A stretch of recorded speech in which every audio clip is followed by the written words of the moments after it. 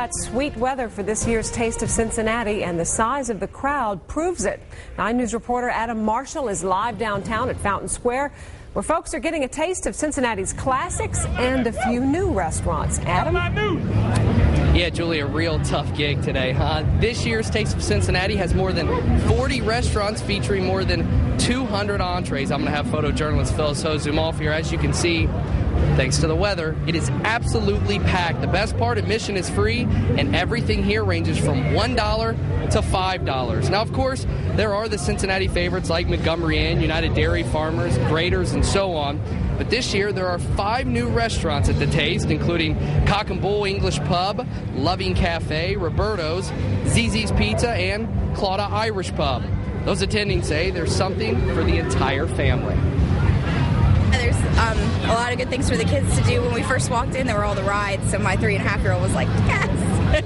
And of course, the food for the adults. Yeah, of course. And they've got some good music, too, so that's great.